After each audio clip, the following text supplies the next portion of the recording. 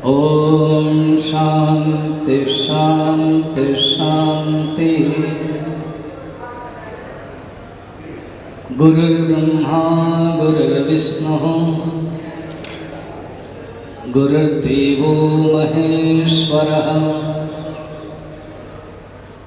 गुरुरेव परं ब्रह्म तस्मै श्री गुरवे नमः। समस्त जन कल्याणे निरतं करुणामयं नमामि चिन्मयं देवं सद्गुरुं ब्रह्मविद्वरं नीलाचलनिवासाय नित्याय परमात्मने बलभद्र सुभद्राभ्यां जगन्नाथाय ते नमः। सब कुछ व्यवस्था हो जाती है, तैयार हो जाती है और ब्रह्मा के इंतजार है, ब्रह्मा कब आते हैं। एक दिन देखा सब लोग व्यवस्था होती है मंदिर के, सब कुछ व्यवस्था होने के बाद कोलाहल हो रहा है, अत्युत्साह लोगों के अंदर है।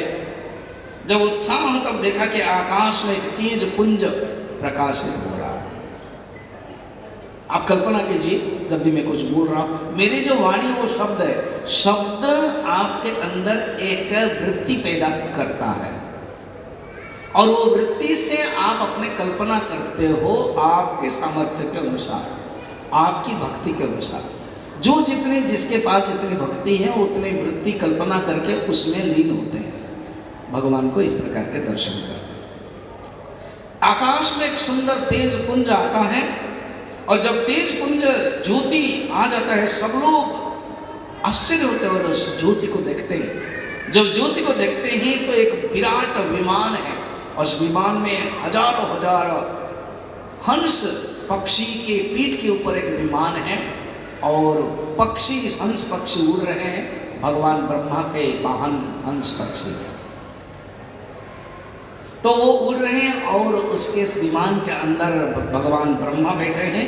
ब्रह्मा के साथ उनके दो पत्नी सावित्री और शारदा दोनों पीछे हैं और जब उतरते हैं तो नारद और दुर्वासा दोनों हाथ लेकर के उतरते हैं। और कौन कौन है? गौतम ऋषि आदि वेद मंत्र उच्चारण करते हैं। ओम सहस्र शीर्षा पुरुषः सहस्राक्ष सहस्रपाद आदि वेद मंत्र उच्चारण करते हैं। ओम गणानां त्वां गणपतिगं हवामहे कविं कवीनामुपमश्रवस्तवं ज्येष्ठराजं ब्रह्मणस्पत आनशृण्वन्नोति साधनम आदि वेद मंत्र उच्चारण करते हुए आते हैं। गंगा और यमुना दो देवी मूर्तिमंत होकर के अभिषेक करते हैं। सोचो आप कल्पना करो, जब कभी मंदिर प्रतिष्ठा होती है, आप लोग जाते हो, अलग अलग मंदिर के पुजारी ब्राह्मण लोग अपना अपना कर्म करते हैं, उसमें आपको भी अनुभव किया होगा। तो इस प्रकार के अभिषेचन कर रहे हैं गंगा यमुना। दिक्पाल लोग चामर लेते हैं और चामर लेकर के व्यंजन कर रहे हैं, चामर को व्यंजन कर रहे हैं।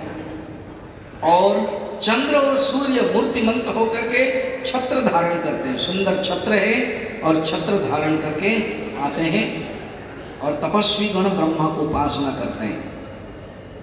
सिद्ध नारदादि ऋषि सिद्ध गंधर्व हस्त में बेत्र लेकर के सोपान में वर्णन है। आप लोग फ्लाइट में गए होंगे, बैठे होंगे।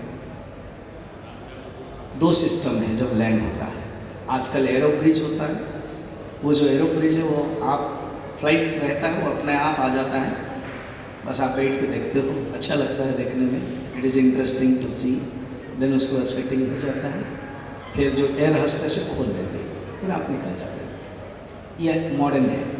पहले अभी भी वही है कि उसके बाद एक सीढ़ी है, वो सीढ़ी जाता है और जुड़ता है, सीढ़ी जाता है जुड़ता है और उसके पावच श्रेणी है, पावच मैंने स्टेप है, एक एक स्टेप करके आप उतरते हो। इसे जो छोटा फ्लाइट है 80 सीटर से उसी के अंदर ही है और वह खुल जाता है तो वो सीढ़ी बन जाती है, आप तुरंत उतरते हैं। ठीक, यहाँ पर वर्णन है। जो साइंस में पसंद करते हैं, जो आधुनिक विज्ञान तकनीक का, साइंस एंड टेक्नोलॉजी तकनीक पे विश्वास करते हैं, प्रशंसा करते हैं और उनके अनुचर हैं, उनके लिए ये पुराणों में जो वर्णित है बहुत ही सुंदर लगेगा। जब उनकी विमान पृष्ठभूमि में नीचे आ जाता है तो यहाँ पर सीढ़ी जुड़ जाती है। सोचिए, एग्जैक्ट वही है जो होता है आजकल।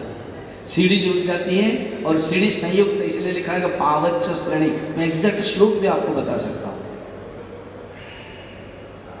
इस श्लोक में बताया गया है कि किस प्रकार के पावच्च श्रेणी अथ अंतरिक्षान्न श्रेणी रत्न कांचक निर्मिता, रत्न कांचन निर्मिता, अर्थात वो जो श्रेणी है, वो जो सीढ़ी है, वो सोने के तैयार है। वो अरब के कंट्री के जो राजा है अभी गुजर गए, उनकी कार है, उनके बाथरूम है, उनका बेड है, सब सोने का था और गुजरने के बाद एक भी चीज नहीं ले सकते कोई। तो यहाँ पर वर्णन है सप्तविंश 27 अध्याय में, उसमें नहीं है, उसमें वर्णन है संलग्न पाद संपीठ। संलग्न मैंने जुड़ गया, संलग्न जोड़ देते हैं, पाद संपीठ है। पद्मयोनिर विमानगा, पद्मयोनि ब्रह्मा, पद्म से जो उत्पन्न हुए ब्रह्मा के विमान के साथ कनेक्टेड हुआ है और विमान स्थित पाद पीठ में संलग्न किया गया है, जिसके मूल भाग पृथ्वी को स्पर्श किया, अर्थात उसके जो सीढ़ी है वो पृथ्वी को स्पर्श किया, मूल भाग है, बिना पृथ्वी का स्पर्श होते ही नहीं होगा। इसका अर्थ क्या है? विमान में ही वो पहले से जुड़ा है, यहाँ से नहीं दिया गया। वो इसी जो छोटा फ्लाइट में हम लोग देखते हैं इसी ढंग का, और जुड़ गया तब धीरे धीरे सब उतर करके आते हैं। उतर में कौन है? पहले उतरते हैं ब्रह्मा। जब उतरते हैं 2 हाथों में एक नारद पकड़े हुए हैं हाथ और एक दुर्वासा हाथ पकड़े हैं। पीछे से अभिषिक्त, आगे गंगा और यमुना अभिषिक्त करके, अभिसिंचन करके लेके आते हैं। फिर गौतम आदि ऋषि सिद्ध मंत्र पाठ करते हैं। फिर सावित्री और वो लोग, सावित्री शारदा, उनके पीछे आते हैं। तपस्वी गण स्थिति करते हैं।